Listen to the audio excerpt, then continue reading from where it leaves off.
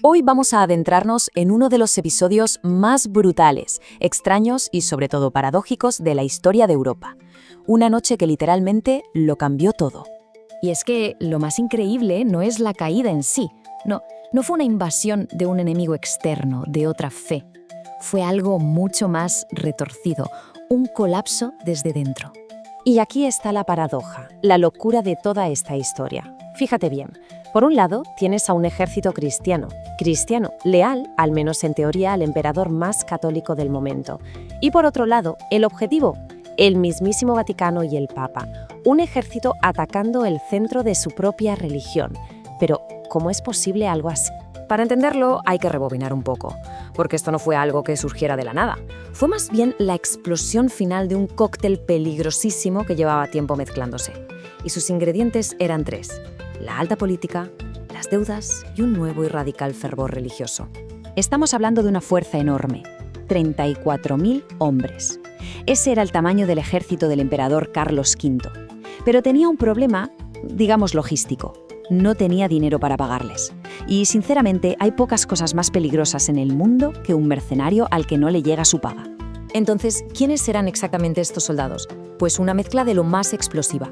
Aunque servían a un emperador católico, una parte fundamental eran los lansquenetes alemanes, mercenarios con fama de ser increíblemente brutales. Y por si fuera poco, muchos de ellos acababan de convertirse a las ideas de Lutero. Así que a la furia por no cobrar se sumó un fervor religioso, casi fanático.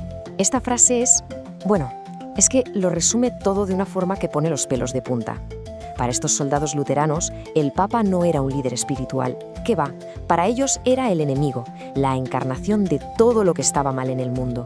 El anticristo que vivía en una Babilonia romana corrupta que había que purificar con fuego. Y aquí es donde se junta el hambre con las ganas de comer, por así decirlo. La codicia por el oro y los tesoros de Roma se mezcló a la perfección con el fanatismo. Lo que para el resto del mundo era un sacrilegio impensable, para ellos era casi una cruzada, una misión sagrada para castigar la opulencia del papado. Y con este ejército furioso a las puertas de Roma, llegamos al clímax de la historia, el asalto a la ciudad y la huida a la desesperada del Papa, mientras a su alrededor su mundo se venía abajo. Todo ocurrió de forma increíblemente rápida y caótica. Primero, el asalto. Las murallas de Roma ceden. En ese momento, la Guardia Suiza hace un último y heroico sacrificio, luchando hasta la muerte, para ganar unos minutos preciosos. Y esos minutos fueron clave. Le dieron al Papa Clemente VII el tiempo justo para escapar por el pasadizo de Borgo, un corredor secreto que llevaba directo a la fortaleza del castillo de Sant'Angelo. Allí se refugió, pero quedó atrapado. Desde lo alto del castillo, el Papa se convirtió en un testigo impotente de la barbarie. Y lo que vio no era un simple saqueo en busca de riquezas. No, era una profanación en toda regla. Un ataque directo y deliberado a los símbolos más sagrados de la fe, diseñado para destruir, para humillar. Y ojo que no hablamos de un día o dos. Durante meses. Meses en los que el líder del mundo católico estuvo prisionero en su propia ciudad, viendo cómo Roma era destrozada por un ejército que, en teoría, servía a un emperador católico. La humillación fue total. Ahora bien, la destrucción de Roma no fue solo de piedra y oro. Las consecuencias más profundas, las que de verdad perduran, fueron las religiosas. Porque este evento no solo derribó edificios, sino que dinamitó todos los puentes. Este fue el punto de no retorno. Hay que pensar que antes de 1527, con todas las tensiones que había, todavía existía alguna posibilidad de diálogo, de reconciliación. Después del saqueo, esa puerta se cerró de un portazo, para siempre. Los católicos empezaron a ver a los protestantes como salvajes, y los protestantes vieron confirmada su idea de que el papado era un poder corrupto que merecía ser destruido. Y la reacción del propio Martín Lutero, claro, es muy reveladora. Él no ordenó la violencia, por supuesto, pero su interpretación fue clarísima. Para él, el saqueo era una señal, un juicio de Dios.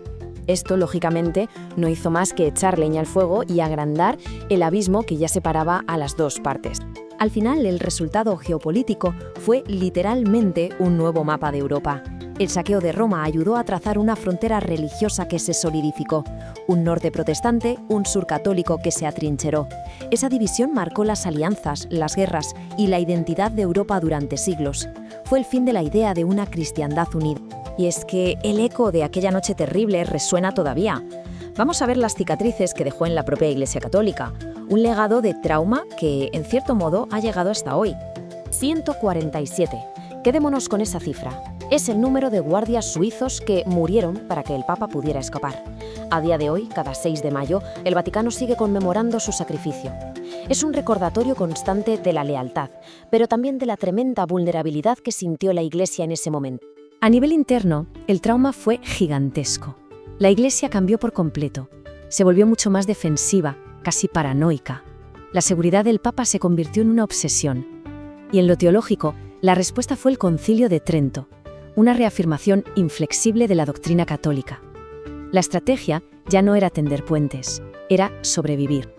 Y esto nos deja con la gran pregunta que lo resume todo, porque esta historia no va solo de una batalla o de un saqueo, va de cómo la política, la falta de dinero y sobre todo las distintas maneras de interpretar una misma fe pueden llegar a convertir a hermanos en enemigos mortales. Una herida en el corazón de Europa cuyas cicatrices de alguna forma todavía podemos ver.